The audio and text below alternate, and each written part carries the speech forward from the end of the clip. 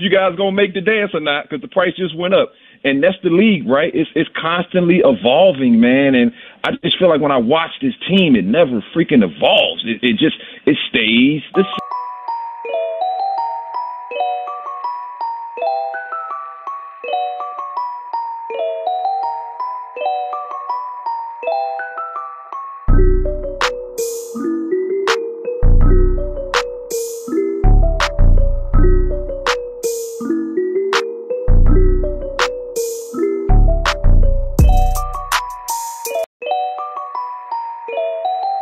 What's going on, Washington Commander Nation?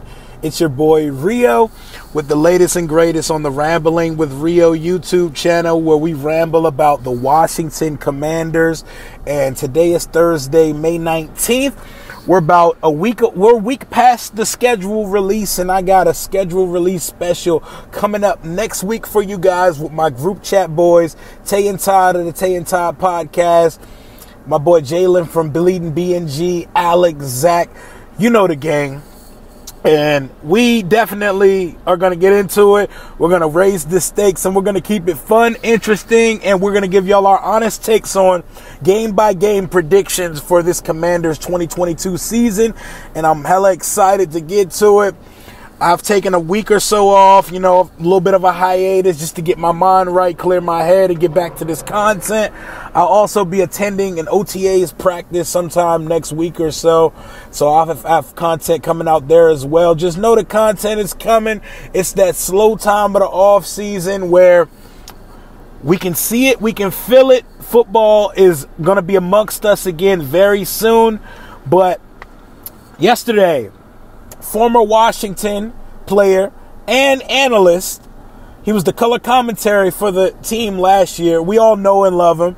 Our guy, DHall. Well, everybody doesn't love him. He's actually kind of polarizing amongst the fan base. But Deangelo, whatever you want to call him, DHall, he was on he was in Bmitch and Finlay, their radio station, their radio program yesterday. And he had a lot to say about Ron and company. He was getting his shit off, just like, every player that leaves this organization, there's some type of sour departure on the way out. And, dudes gotta let folks know how they feel. Like when you text someone mid-show and say, "Yo, I'm trying to come on the show," you already know it was gonna get real, and DHall didn't disappoint.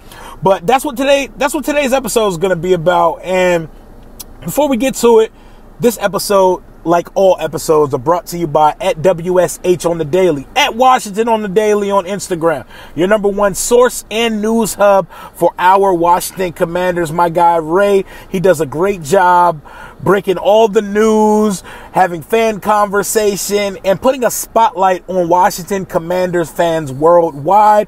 Make sure you give WSH on the Daily on follow on Instagram. And if you're going to do your betting and all your Calvin Ridley needs, get them off on BetUS Sportsbook and Casinos using my unique link that you'll see in the description below, and code 120, join 125 on your first deposit.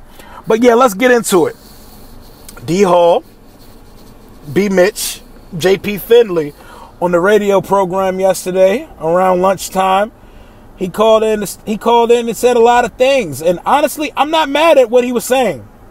I can see both sides of his argument, A lot of our fan base feel exactly how DHall feels. His main argument was that Ron and company, they're too old school and dated of a regime, and that Ron is a great guy, but he's a mediocre or less than head coach. And a lot of people feel the same way. I mean, his record would give one an argument for that, but I think Ron's the right guy here, but I am not mad at anyone who feels that way.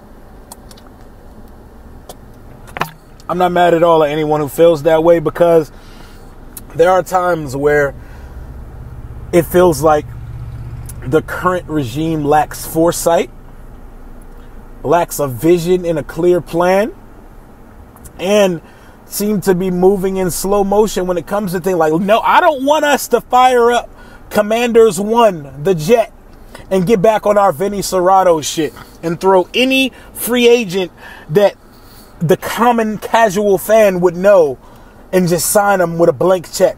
I'm not asking for that. But when you see a clear, concise upgrade to one of your positions of need, you know, I could see where we lack aggression in that. We don't really go attack success. We're kind of stagnant, and we kind of wait for things to happen. And that wait and see approach, you know, the Burr approach from Hamilton, the wait for it approach, that's not always that's not really doesn't lead to much success in the NFL.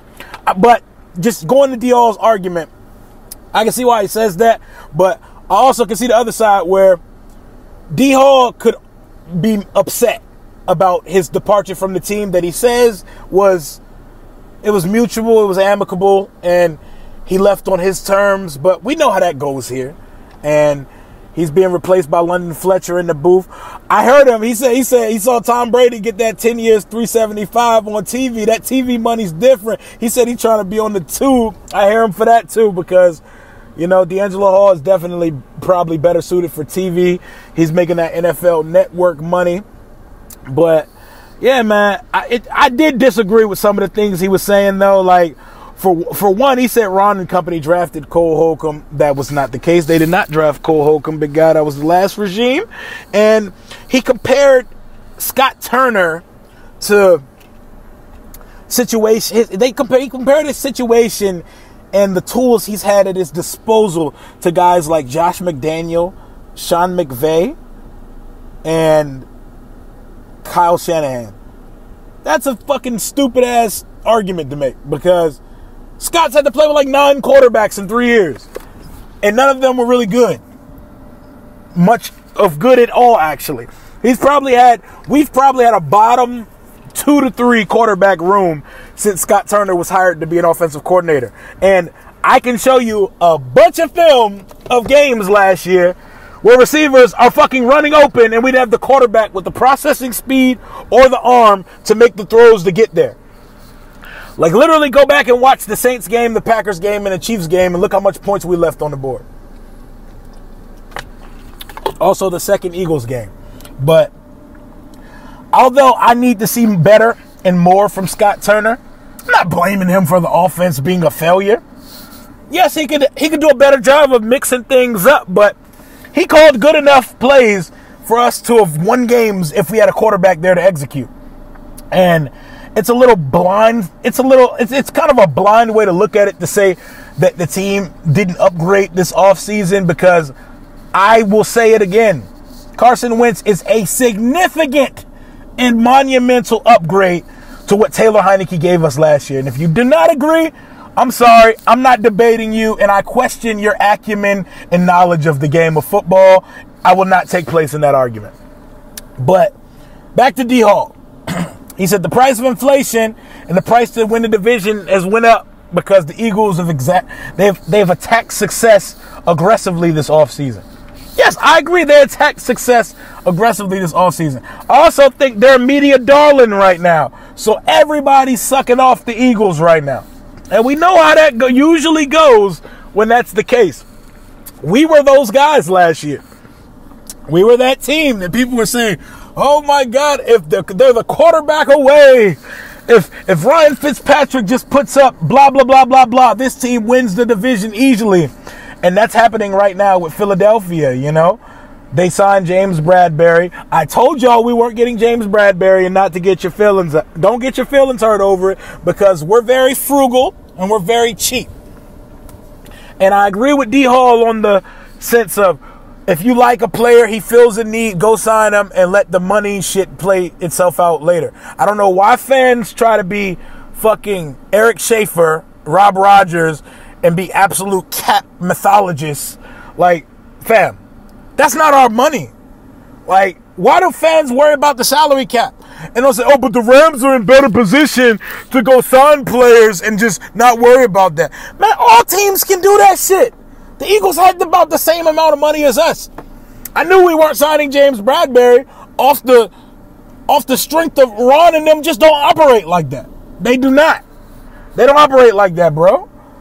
And at times, to the detriment of the success of the team.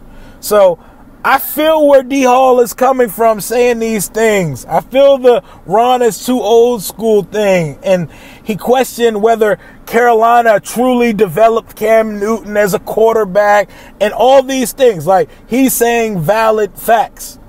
But I do think there's just a little sliver of saltiness and bitterness.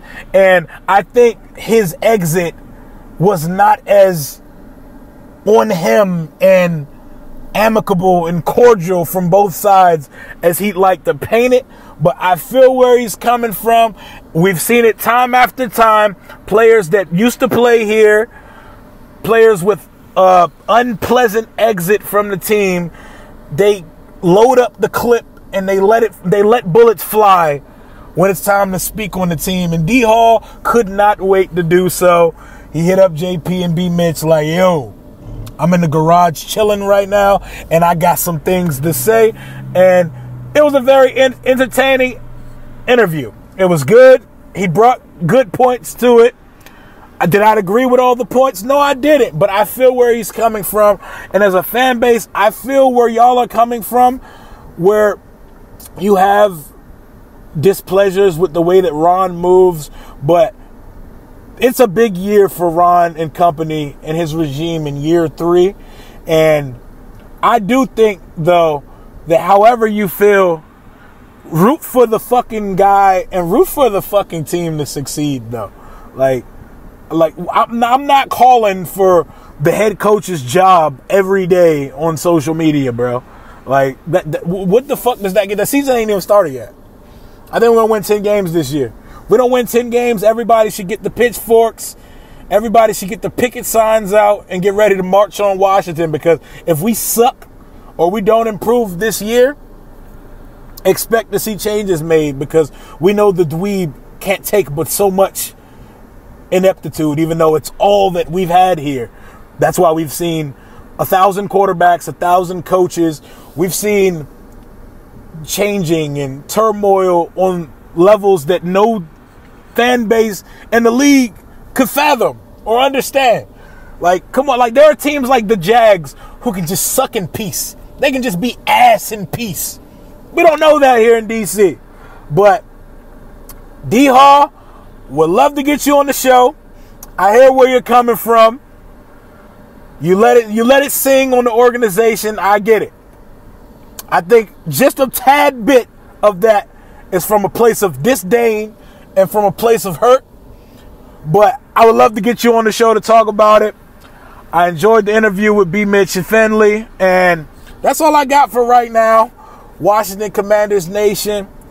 I feel we're going to have a good season. The first year of this Washington Commanders rebrand, I feel like we're going to actually have something to be proud of this year. And y'all will see in my schedule, game-by-game prediction episode next week, just how much I feel that way, because I feel double-digit win season, man. I see it, and we're not coming off a fraudulent first-place division crown and playing a first-place schedule. So if they don't do it this year, it may be the time to start packing some bags, but we're not there yet, and we're not even going to have those conversations, because if there's any time to be optimistic, it's right now in the off season. It's right now in May. It's right now where we can smell the grass coming in, the sun coming out, and training camp being that much closer to getting there, which I hear might be in Ashburn this year. We'll see. But that's all I got for right now. Thank y'all for following your boy. We're almost at 4,000 subscribers. We're about 230 subscribers away.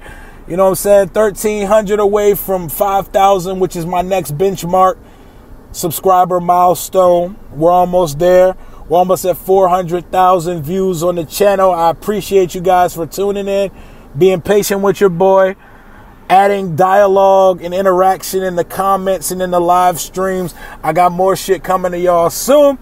Until next time, hail to the Washington Commanders. Take command. Deuces.